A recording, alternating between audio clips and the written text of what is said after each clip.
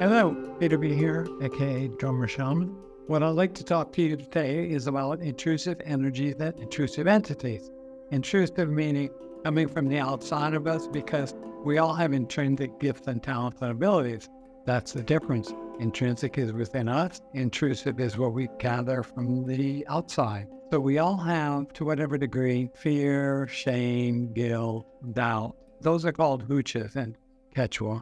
I studied with the Quechua shaman in Peru, and they speak Quechua. So they bundle up all of these lower vibrational energies as hooches.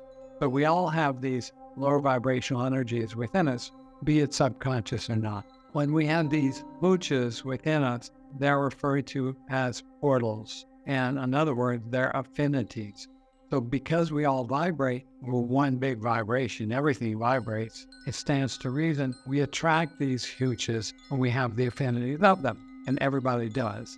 Everything vibrates. Emotions are just energy and motion. Everything's a frequency. Everything's a vibration. When we have these hooches, we attract other people's hooches, and they know no time or space. In other words, time, human-made, space, or in this world, space is 3D. That's shape, it's length, width, and height, three-dimensional. But in the other world, in other dimensions, there's no space or time. Therefore, when we can pick up these other energies that come into us, they could be fear, shame, guilt, doubt.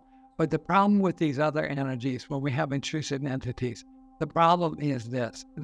We're feeding something, we're nourishing something that's not of us. We're wasting our energy on all four levels, physical, emotional, mental, and spiritual.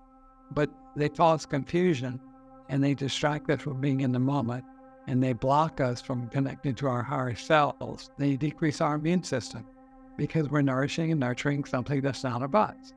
Makes sense. I can teach you ways to extract these on your own, but that's in a whole nother video, or I can extract them myself.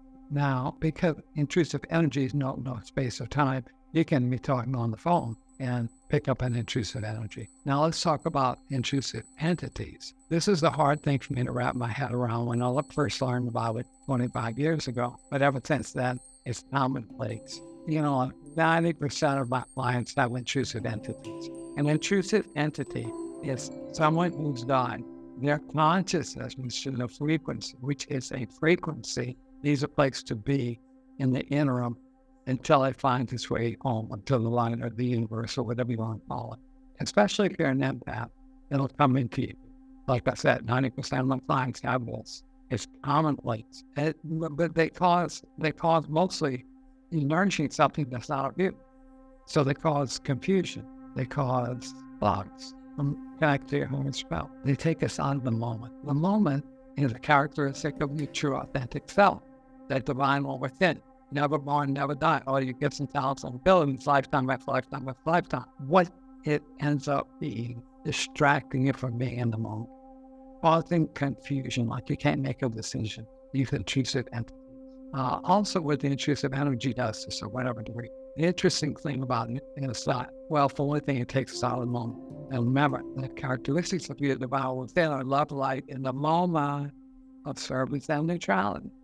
So you got to be in the moment. That's the bottom line. So you have to plunge yourself enough to where you can be in the moment, even momentarily. Because every moment that you're in the moment, it builds. It's got a combination effect, for lack of a better term.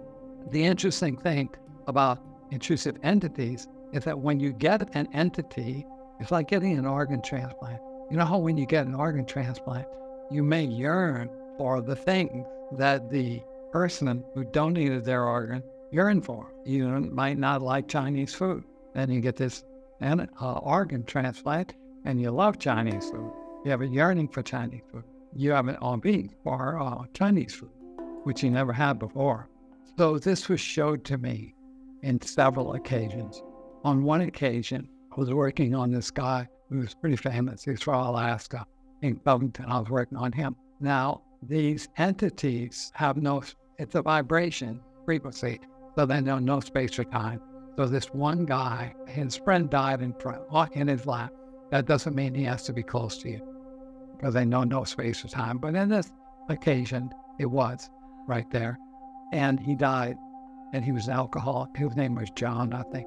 So John, the consciousness of John, frequency, vibration, went into my client. And when he went into my client, all of a sudden, who never drank, he wasn't an alcoholic, started drinking whiskey straight out of the bottle. Once I extracted John from my client, he went back to normal. When you extract who we're not, that's what we're doing. We're extracting who we're not. Then you get clear.